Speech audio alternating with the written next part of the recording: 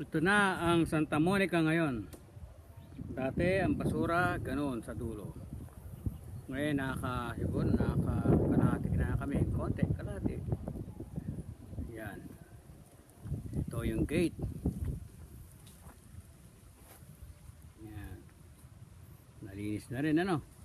Pati yung dadaanan doon, no? Tanaw na yung mga dumarating. Dati hindi mo matanaw yan. Parang ganoon ang basura. Ayaw no. Yan. Yan si Baldo. Tinitira niya yung yung mga tirang kahoy, nililipat niya doon, gumagawa siya ng tulos. Ayan. Ito yung mga tanim namin. Yan, mga papaya yan, madadagdagan pa yan hanggang doon sa dulo sa mga damo-damo na yun.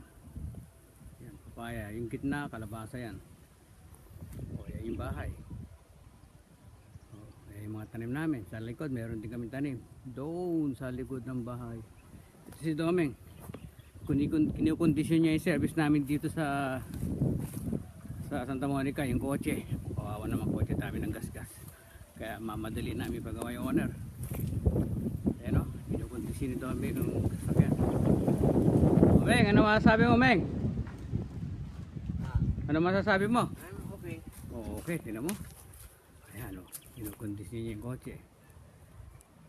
So, ayan mga gamit. Yan ang bahay. Yan. Dito tayo sa likod. Ayun yung poso. O, kita nyo, malinis na likod ha. Ayan o. Mga basura, lumilipad yan. O yan, yan likod o. Malinis na, kita-kita na o. Ayan o. Ayan.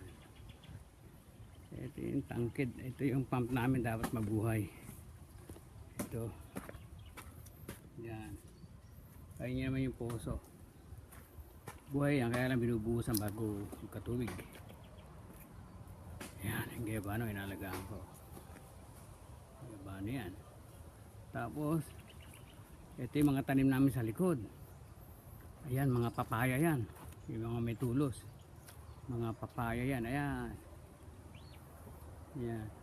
Malaki na rin naging linis ha. Ayan o. Ngayon lang araw na to nabombahan yung mga mangga na to. December, ano ba ngayon? 4. Ayan, yan duhat. Yan ang kabuuan no. Yan ang mga mangga. Ayan o, ganda ng mangga o. Yung kay Sir Art yung nasa kabila na yun, hindi pa malinis.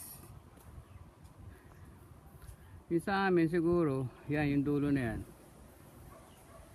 Mga ilang araw pa to malilinis na. Ayan. So, ito may dating tangke rito.